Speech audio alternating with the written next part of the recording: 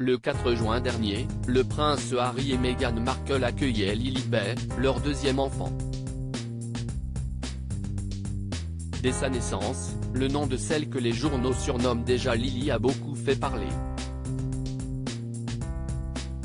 Lilibet étant un surnom donné à la reine Elisabeth II par le prince Philippe, ce prénom est vu comme un hommage du prince Harry à sa grand-mère. Son deuxième prénom est Diana, comme la mère du prince Harry. Alors que les médias ne parlaient que de ça en Angleterre, la journaliste Julie Burchill a écrit un tweet où elle dit « Quelle opportunité manquée ». Ils auraient pu appeler ça Georgina Floydina. Ce tweet est une référence aux origines afro-américaines de Meghan Markle mais également à George Floyd, tué par un policier aux États-Unis en mai 2020. Meghan Markle avait d'ailleurs réagi peu après les faits en disant notamment « J'ai réalisé que la seule chose mauvaise était de ne rien dire ».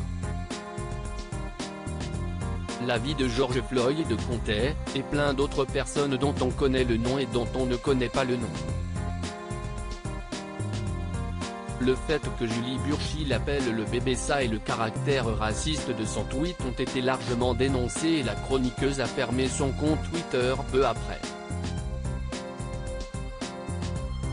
2 jours plus tard, elle annonçait sur sa page Facebook que le journal The Telegraph, avec qui elle collaborait souvent, cessait de travailler avec elle. « J'ai été virée par le Télégraphe.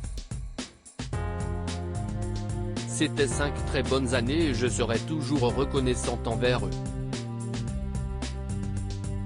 Par contre, je mentirais si je disais que je n'avais pas souvent regretté le fait qu'ils rejettent mes idées de chroniques controversées pour m'en donner des plus consensuelles, que j'ai magnifiquement réussi quand même. »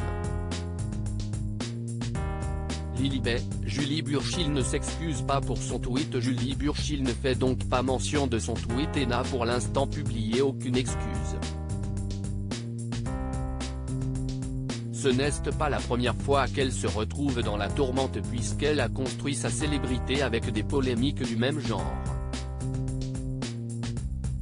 Elle est réputée outre-Manche pour ses chroniques très controversées où elle attaque directement des célébrités.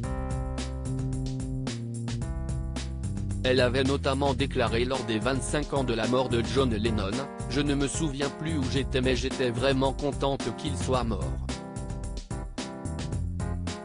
En mars de cette année, elle avait dû s'excuser après avoir affirmé que la journaliste H. Sarkar encourageait la pédophilie avant de liker des posts Facebook qui appelaient au suicide de la jeune femme.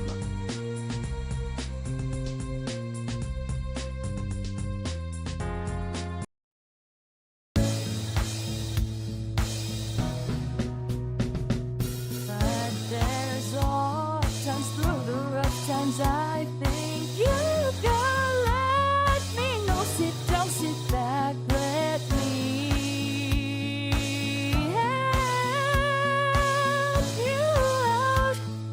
The step I gotta seek, so I see you out there's on your own, but